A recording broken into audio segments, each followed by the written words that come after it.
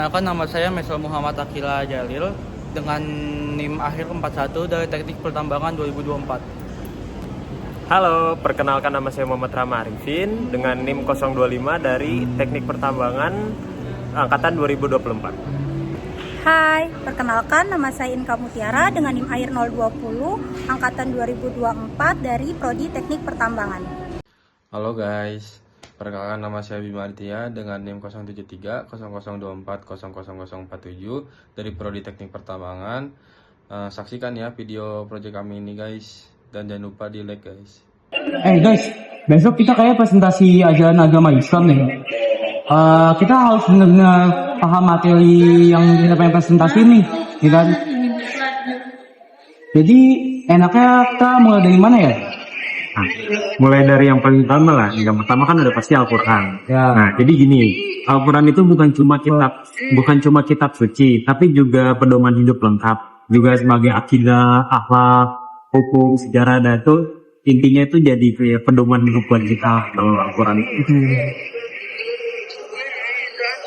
Bahkan Al-Quran itu jadi mukjizat juga terbesar dari Nabi Muhammad. Terus sunnah itu pendampingi Al-Quran, kayak pasangan yang saling melengkapi gitu. Kalau Al-Quran bilang dirikan sholat, nah sunnah jelasin gerakan secara detailnya tentang sholat. Ya juga sih. Terus ada istijat, ini penting kalau masalah baru muncul yang nggak ada pada zaman Nabi sih. Oh, kayak hukum rokok elektrik, terus transaksi digital, fintech itu kan nggak ada ya di zaman itu ya. Jadi ulama tuh pakai kias dan ijma buat cari jawabannya, buat cari solusinya gitu. Dan intinya Islam itu fleksibel tapi tetap bijak pada wahyu. Saya sih setuju.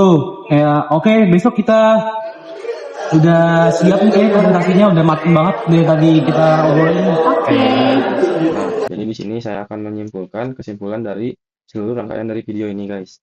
Jadi pada akhirnya itu dari seluruh pembahasan mengenai sumber ajaran Islam, kita dapat memahami bahwa ajaran Islam dibangun di atas fondasi yang kuat, terstruktur dan saling melengkapi. Islam tidak hanya berdiri sebagai agama ritual, tetapi juga sebagai sistem nilai, pedoman moral, serta tata kehidupan sosial yang komprehensif.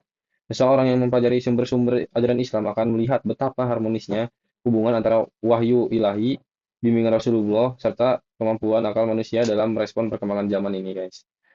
Nah, pada sumber utama ajaran Islam adalah Al-Quran dan As-Sunnah.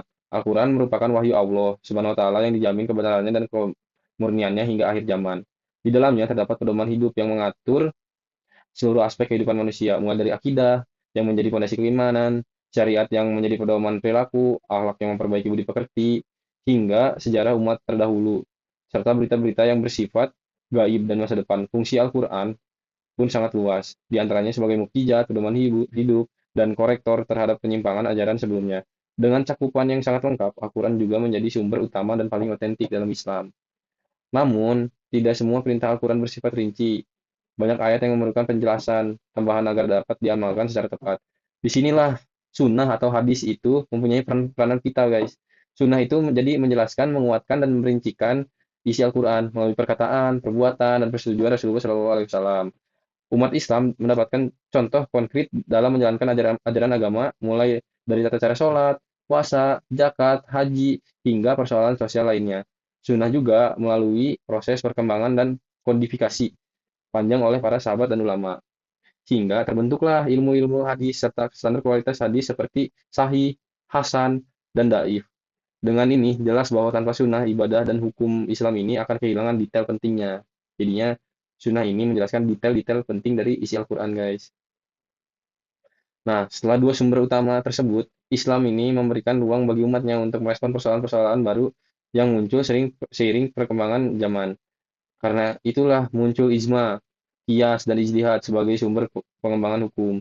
Ijma adalah kesepakatan para ulama dalam menetapkan hukum suatu masalah. Keberadaan ijma ini sangat penting untuk menyatukan pandangan mayoritas ulama dan memberikan kepastian hukum bagi masyarakat. Nah, qiyas adalah analogi, yaitu menetapkan hukum baru yang tidak disebutkan secara langsung dalam Al-Quran dan Sunnah. dengan cara menganalogikan pada kasus yang mirip dan memiliki sebab hukum yang sama. Sedangkan ijtihad itu adalah upaya maksimal seorang ulama yang ahli untuk menggali dan menetapkan hukum terhadap persoalan yang belum memiliki ketentuan eksplisit dalam nas. Ijtihad sangat relevan bagi dinamika kehidupan modern, seperti persoalan teknologi, keuangan digital, bioetika, dan berbagai perkembangan kontemporer lainnya. Nah, dengan demikian dapat disimpulkan bahwa Islam adalah agama yang lengkap namun fleksibel. Lengkap karena memiliki pedoman kokoh melalui Al-Quran dan Sunnah. Fleksibel itu karena memberikan ruang bagi akal dan keilmuan manusia melalui ijtihad untuk menjawab tantangan zaman. Kesatuan antara wahyu, bimbingan Rasul, dan pemikiran ulama inilah yang menjadikan ajaran Islam tetap relevan dari masa ke masa, dari generasi sampai ke generasi selanjutnya. Jadi, sekian dari video proyek kami ini, guys. Semoga membantu dan juga semoga kalian menyukai video ini. Terima kasih. Assalamualaikum warahmatullahi wabarakatuh.